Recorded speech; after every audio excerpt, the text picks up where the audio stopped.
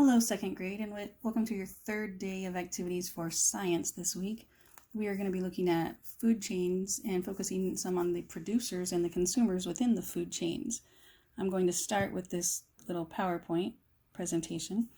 It says a food chain is the order in which animals eat plants and other animals. And it shows us the sun gives the energy to the producer, right there. The producers make their own food from the sun. Consumers eat producers as well as other consumers.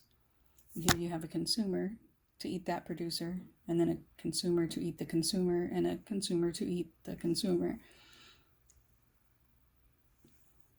It says producer. A producer is a living thing, such as a plant, that can make its own food. And a consumer is a living thing that can make its own food, that can't make its own food, and must eat other living things. An animal that eats only plants or producers is called an herbivore. An animal that eats only other animals is called a carnivore. And an omnivore is an animal that eats both plants and other animals. Then we also have in the food chain process decomposers, which you'll learn more about later. But they are living things that feed on the waste and the remains of plants and animals, and they're an important part of our food chain process. A habitat is an environment that meets the needs of an organism. We all have our own habitat that we live in. And here we have food chain, which is a series of organisms that depend on one another for food. And it shows the producer, the flower. The caterpillar is eating the flower, and then the frog will eat the caterpillar. There's a snake waiting for the frog, and there's an owl waiting for the snake. So there's always a prey and predator situation in a food chain.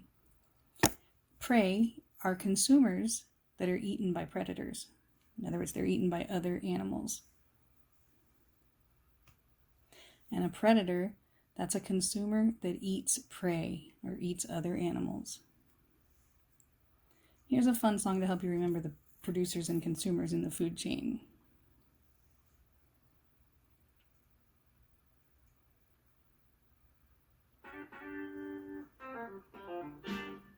Food chain, chain, chain, food chain, chain, food chain, chain, food chain, chain, chain of food, 500 million years, it's always been the same old thing. Now here's the plan, here's the plan for life, power exchange, for life, power exchange.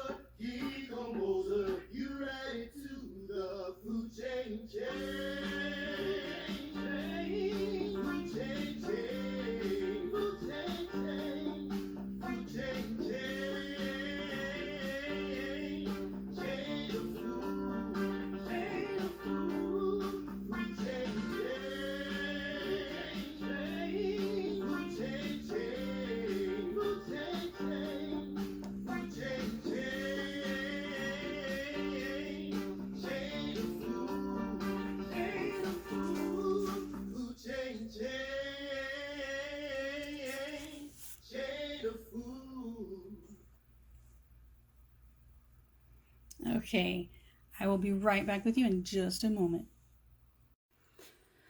Okay, I'm back with you now. Had to switch from using the video to some sample food chains I've put together for you. You'll notice we always start with the sun. That is the source of energy for every food chain, no matter what ecosystem or what biome we're talking about. And that energy always goes first to a producer, a plant of some sort. And then you have your first consumer is going to be an herbivore, one that eats only plants, or an omnivore, one that eats plants and animals, because of course the first thing consumed is a plant of some type. And then you'll go to your next consumer, which can be a carnivore or also an omnivore, depending on what food chain we're looking at. So here we have a sun giving the energy to the flower, and the flower gives the energy to the caterpillar, and the caterpillar gives the energy to the bird. Everywhere you see the arrows in a food chain, they are representing the flow of the energy. So we have the sun down to the tree, the mouse eating the nut from the tree, and then the snake eating the mouse. So that flow of energy goes straight through. And here's a little bit bigger one. Start, as always, with the sun, and it's going to be giving its energy to the grass as the producer in this one. And then you have a cricket, who is the first consumer, and crickets are omnivores. They will eat either animals or plants, depending on what is available. Then there's a lizard, which will eat that cricket in no time flat. And then you have a snake waiting in the background to catch that lizard. And then when that snake's nice and full and thinks he's gonna go relax for a while, down will swoop an owl or another bird of prey, and that is who will consume the snake in a food chain such as this. So as you can see, it's the circle of life, just like they say in Lion King. It's a never-ending cycle, and that's what keeps all of us going. I made a couple of fun examples of food chain projects because I know you are working on making food chains and drawing them or displaying them in one way or another. This is one where each layer will just spin out of the way here, and we start with our sun, of course. In come those producers. I've got leaves, I've got grass, even plants that grow in the water.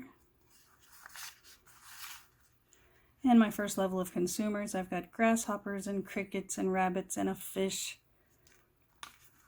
And my second consumers, also known as your tertiary consumers, those come in next. And here we have a hawk and a snake.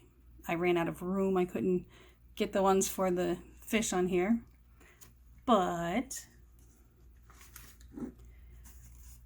I have this one, which is another pretty fun way to display a food chain.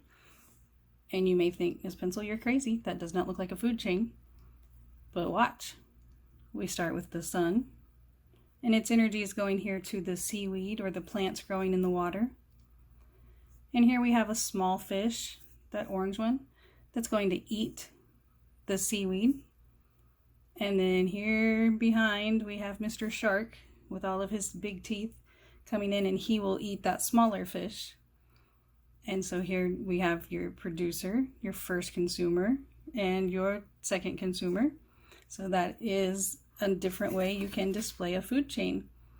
You can do that not only with the water animals, but animals from the forest or the tundra or the rainforest, whichever set of animals you would like to display for a food chain. Just that I'd share some different ideas with you on how you could complete your assignment that you're going to send to your teacher. You can do a creative one, or, a different style one like this. There's also chain links where you make the chain literal links of a chain and put an animal on each one, or something just as simple as this is perfectly fine. And you don't have to print your pictures out. Miss Pencil doesn't draw very well, and so I printed my pictures out so you knew what animals I had here. But most of you are very good drawers, and it's perfectly fine to draw all of your pictures. Make sure you label, make sure you always start with your sun, and make sure your flow of energy is going through your food chain. That's what those arrows are. Thank you, and I hope you have fun with it. Miss you.